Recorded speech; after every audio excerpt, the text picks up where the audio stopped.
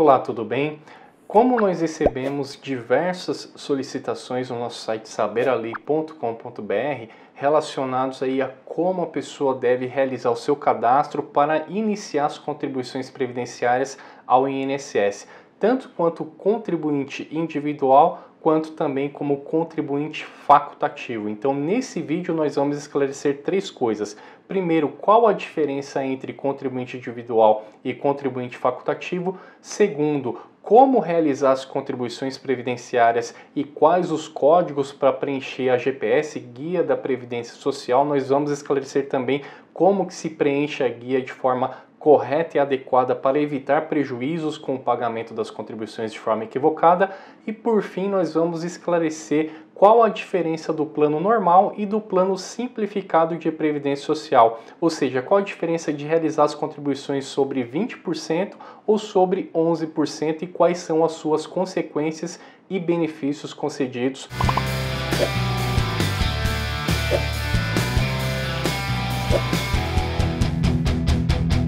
Eu quero iniciar esse vídeo esclarecendo que o nosso propósito, o nosso objetivo é apenas e tão somente de esclarecer para aquela pessoa que quer iniciar o pagamento da contribuição previdenciária na forma de contribuinte individual ou contribuinte facultativo, como que ele deve proceder, quais são as opções, códigos e valores de recolhimento. Nós não vamos tratar especificamente de cada uma das hipóteses previstas na Lei 8.213 de 1991, de todos os contribuintes individuais que lá constam. É uma relação muito grande, são várias hipóteses aí que caracterizam a pessoa segurado como contribuinte individual, mas nós vamos tratar aqui nesse vídeo especificamente daquele contribuinte individual, pessoa física que realiza alguma atividade econômica com ou sem fins lucrativos. Então é sobre esse contribuinte individual que nós vamos conversar, esclarecer quais são os códigos, como preencher a guia da Previdência Social e quais são as opções de recolhimentos das contribuições no plano normal e no plano simplificado e também do contribuinte facultativo. Evidentemente que no final desse vídeo nós vamos deixar um link para você acessar um artigo completo no nosso site, onde nós vamos deixar as referências da legislação, onde você poderá com certeza se aprofundar no tema e pesquisar quais são as outras hipóteses aí de contribuinte individual para ver se você se encaixa em nenhuma delas. Então nós vamos começar esse vídeo aqui esclarecendo o que é contribuinte individual. Eu vou colocar aqui na tela do computador o slide que trata do assunto. Aí está a definição de contribuinte individual, ou seja, de acordo com a Lei 8.213 do ano de 91, especificamente no artigo 11, inciso 5, letra H, contribuinte individual é a pessoa física que exerce por conta própria atividade econômica de natureza urbana com fins lucrativos ou não. Ou seja, o que nós podemos definir como contribuinte individual? Qualquer pessoa física que exerça alguma atividade econômica remunerada com fins lucrativos ou não. De forma mais resumida ainda, mais sintética, nós podemos concluir e afirmar que o contribuinte individual é qualquer pessoa que exerce alguma atividade remunerada. Isso está previsto também no Decreto 3.048 de 99, especificamente no artigo 20, parágrafo 1º. E isso significa que qualquer pessoa que exerça alguma atividade econômica mediante remuneração automaticamente ela é devedora das contribuições previdenciárias e, por consequência, já estará protegida pelo sistema previdenciário. Então, o contribuinte individual ele se encaixa nessa circunstância. E para exemplificar, nós podemos aqui mencionar o autônomo, que é bastante conhecido. Qualquer pessoa que presta serviço como autônomo, isso engloba uma gama grande de profissionais. Pode ser o pipoqueiro, pode ser a pessoa que tem uma barraquinha de churros ali, é um microempresário, mas a questão do microempreendedor individual vai ser objeto de um outro vídeo que tem uma legislação própria, mas qualquer pessoa que presta um serviço por conta, o chamado autônomo, médico, advogado, corretor de imóveis, dentre outros, essas pessoas são consideradas contribuinte individual e logo deve realizar o pagamento das contribuições previdenciárias. Não é optativo. Prestou serviço como autônomo, o pagamento da contribuição previdenciária é obrigatório. Eu vou demonstrar aqui na tela do computador Aquilo que eu acabei de mencionar, que está especificado no Decreto 3.048 de 99, no artigo 20, parágrafo 1º. Qualquer pessoa que exerce atividade remunerada é obrigada a pagar as contribuições previdenciárias. Ou seja, se você realizou qualquer prestação de serviço e cobrou para realizar a prestação de serviço, automaticamente você é um devedor da contribuição previdenciária e você deve realizar o recolhimento dessas contribuições. Passado o conceito de contribuinte individual, que é qualquer pessoa que exerce alguma atividade remunerada, nós vamos agora explicar o que é o contribuinte facultativo. Eu vou mostrar aqui na tela o conceito do que é o contribuinte facultativo. De acordo aqui com o artigo 3º também da Lei 8.213 de 91, é segurado facultativo o maior de 14 anos que se filiar ao regime geral de previdência social mediante contribuição.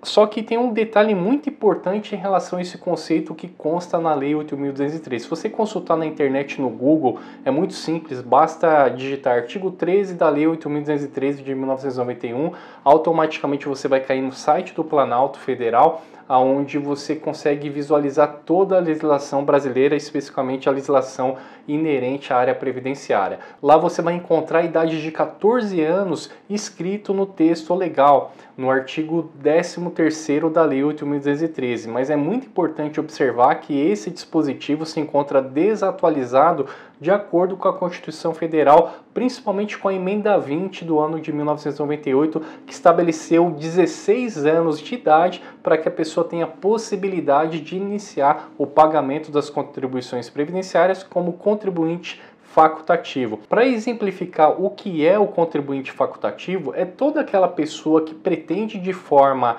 espontânea ter a proteção previdenciária e ela inicia o pagamento dessas contribuições. É claro que existem algumas características que nós devemos mencionar para que essa pessoa tenha a possibilidade de ingressar no sistema previdenciário e realizar as contribuições previdenciárias. Então eu vou demonstrar aqui quais são as características que o contribuinte facultativo deve ter para iniciar o pagamento das suas contribuições previdenciárias. Conforme eu acabei de mencionar, o contribuinte facultativo ele tem que ter no mínimo 16 anos de idade, isso de acordo com a emenda constitucional 20. Tá? Então o texto da lei 8.203 de 91, o artigo 13º, está desatualizado.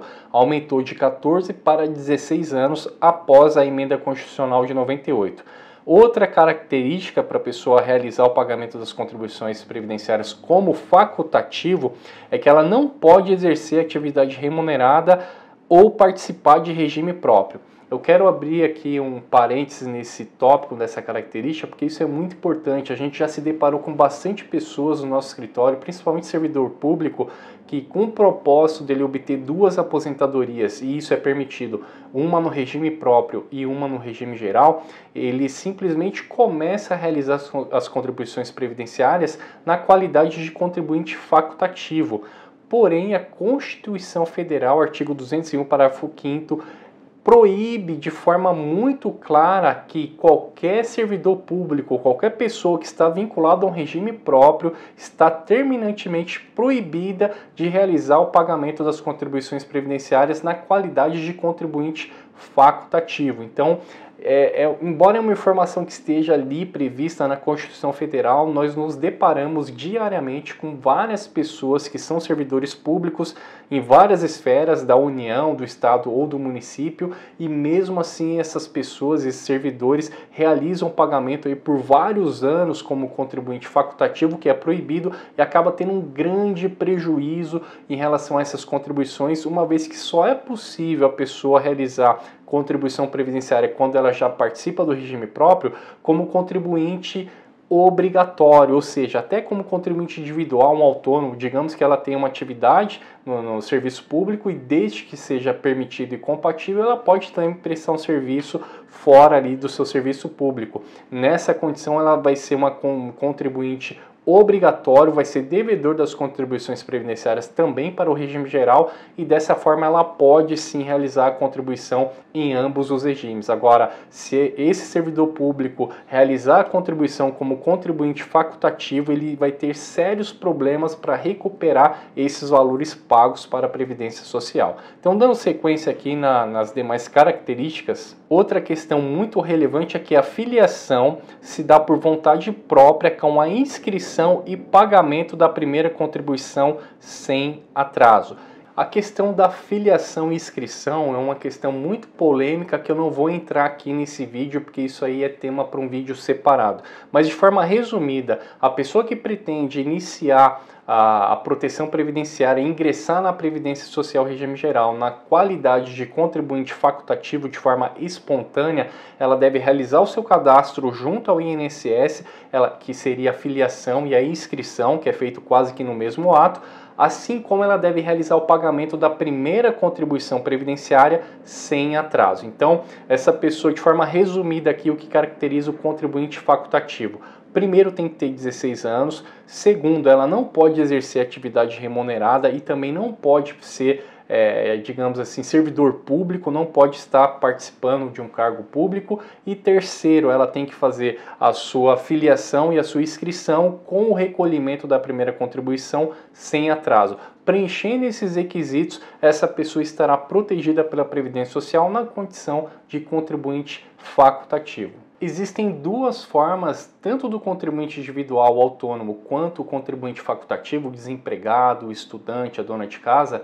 Existem duas formas de realizar o pagamento das contribuições previdenciárias, pelo plano normal e pelo plano simplificado. Eu vou explicar de forma resumida quais são esses planos de previdência que esses contribuintes têm a opção de realizar e como que é feito isso. Então eu vou colocar aqui na tela como deve ser feita a contribuição previdenciária no plano normal, que é o regime geral de previdência social. Então no plano normal incide 20% sobre o salário mínimo vigente.